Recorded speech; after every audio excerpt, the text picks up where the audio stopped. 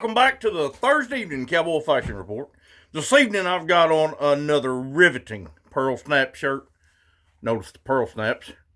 This has a scalded bean base with some Colorado Quakey undertones and liquid gold accents.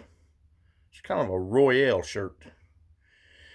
Well, today I think we're going to address a common problem at a lot of ranches, and probably not any more so now than back when I was younger, but maybe a little bit. It's bitching and whining about the way people do stuff.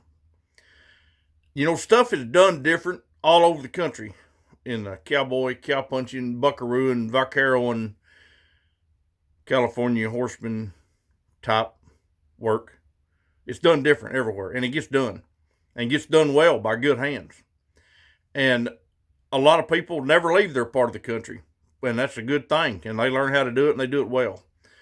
And a lot of people travel around and see lots of different things. And when you do that, any of you young fellers that want to try it, the best thing you can do is kind of figure out what they want done and try your best to do it the way they want to do it, and make a hand at it. There's no sense in bitching, whining, belly aching, crying, moaning, carrying on, wagging your jaw, flapping your lip, making everybody else think you're the smartest son pooch that ever walked the earth. It's just very unbecoming of you. And a lot of people still do it. Now, where I used to, I guess, learned how to punch cows, West Texas, it was like, for instance, branding time. You went to a branding and you drug and flanked. Well, up on the northern states, up Montana, Wyoming, it was roping and wrestling. And in Oklahoma, they call it a dragon. They don't call it a branding, but they just call it a dragon. I've never worked in buckaroo country, so I'd have to ask some of my buddies that's been up there what they exactly refer to it as, because I'm sure it's different than everywhere else. I know they do it different. They head and heal them a lot up in that country. Like, for instance, Kansas, they use what I call a Kansas calf table. But it gets the job done. It's in North Forks. I don't particularly like them, but if I'm helping somebody and I'm taking their money, I do the best I can. Try to do it right. A lot of places I used to work on would heel and neck their calves, drag them to the fire. And then some places you only rope the feet. And then some places you only rope 2 feet. And you just watched and figured out what the etiquette was at that particular spot. And you did it that way. And you smiled when you did it and got along. And everything worked out. So y'all remember that. If you want to travel around, even if you're not punching cows, if you're going to take somebody's money, do it the way they want it done. If you don't like it, roll your bed, pack your shit, and get on down the road.